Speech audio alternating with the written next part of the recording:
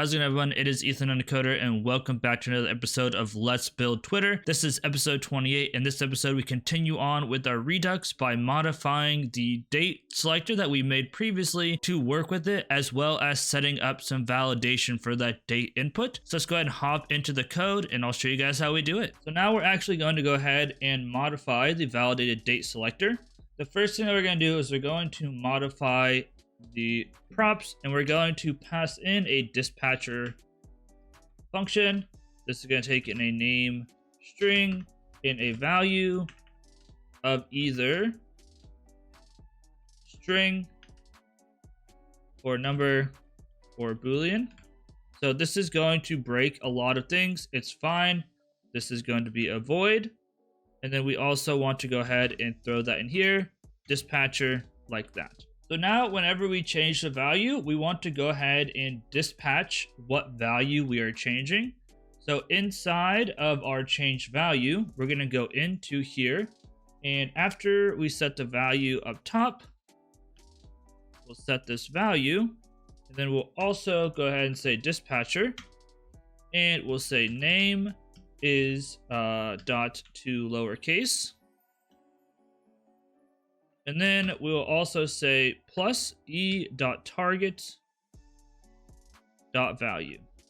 So what we're going to eventually do is make it so that whenever we call this dispatcher, it's going to call use dispatch inside of the parent and actually update it. And if I want to, I could technically call this directly, but I want this to be somewhat, I want this to be somewhat dynamic. So that's why I'm doing it this way. So now inside of our registered date input, obviously these are all issues. So we're going to go ahead and pull in the use dispatch. So import use dispatch. This is going to come from React Redux. All right. And now inside of our components, we are going to go ahead and say const dispatch is equal to app dispatch. We'll have to go ahead and import this as well. App dispatch from the store is equal to use dispatch. So now we can actually dispatch actions. So let's go ahead and say const update state, and this is going to take in a name of type string and a value of type string or number or boolean. So you guys can probably see where we're going here. This is going to be a void arrow function. So we'll go ahead and say dispatch, and we are going to dispatch update register. This also needs to be imported, and we are going to pass in the value, name, and then the value.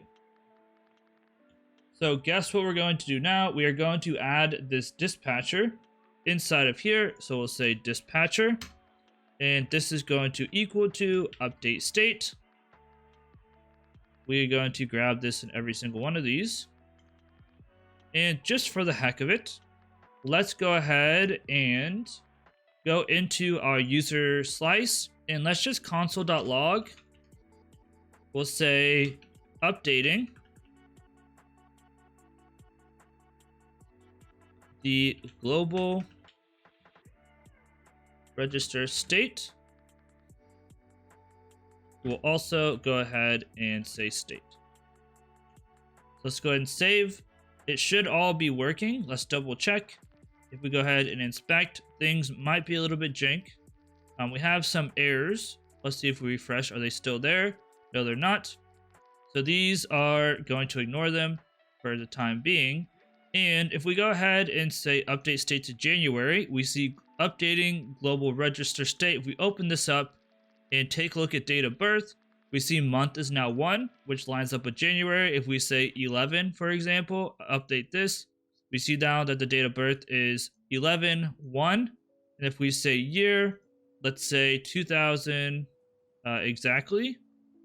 Now we see that the date of birth is 2000, month 1, day 11.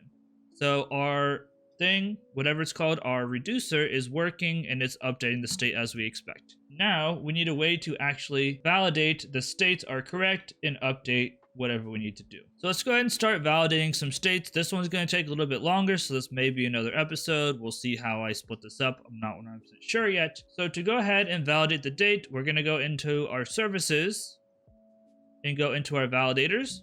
And we're going to go ahead and make our export const, that's allowed airplane, validate DOB. So keep in mind that the way Twitter does it is they have some way to know whether or not what numbers to show for which month and years and things like that. We're just going to have the user input some date. We're going to check to make sure the date's valid first, and then we'll go ahead and check to see whether or not their age is correct. So go ahead and we're going to pass a date of birth here, DOB:DOB, like so. And then this will return a Boolean, true or false, whether or not the date is valid. So the first thing we're going to do is we're going to break apart this date. So let month, let day, and let year equal to the date of birth that we passed in. And then we are also going to go ahead and calculate some leap years. So calculate leap years. Leap years is going to be a number array. It's going to start out empty. And 2022 is the last leap year we've had.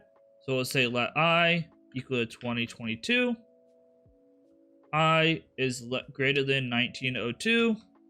And then we'll say I minus equals 4.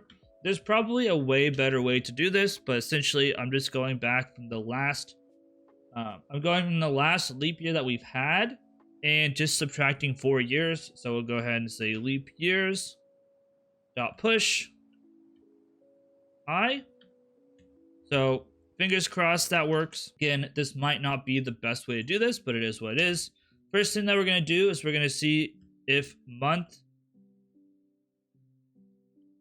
day, and year are filled out. If we haven't filled out month, day, or year, one of those is not filled out, we're going to go ahead and return false. We don't want to validate. Next, we'll say else if. Else if month is 2 and day is greater than 29. So if month is 2 and day is greater than 29, then this means that we're in February and there's no more than 29 days in February. So we'll go ahead and return false. This is invalid. Next, we'll say else if. Next, we'll say if month is equal to 2 and days equal to 29. So if this is the case, we need to make sure that it's a leap year. So we'll say and not leap years dot includes the year. So if it's not a leap year and the day is 29, we'll return false. And finally, we have one more check, else if month is equal to 4 or month is equal to 6 or month is equal to 9 or month is equal to 11 and day is greater than 30. This is not valid either, so this will also result in a false, so return false. So if any of these are true here, that's going to be an invalid date and it'll automatically return false. So again, if it's February and it's greater than 29, that's false. If it's February and it's 29, it's not a leap year, it's false. If it's 4, 6, 9, or 11, and we're on day 31, that is false. Otherwise, if none of those are true, we'll go ahead and return validate age or check age. And then we'll pass in that date of birth, and we need to create this check age method or function that will allow us to make sure that they are over 13. Unfortunately, that's going to be it for today. If you guys enjoyed, please stick around for the next episode by hitting that subscribe button. You'll know exactly when it comes out, especially with that bell icon. If you did enjoy the content today, please sure to leave a thumbs up. If you did enjoy it, leave a thumbs down. Either way, it helps out with the algorithm all the same. And finally, if you have any suggestions or feedback for me, make sure you leave a comment down below. With that being said, I appreciate you all for watching. Stay tuned for the next episode. Peace out, guys, and I'll see you in the next one.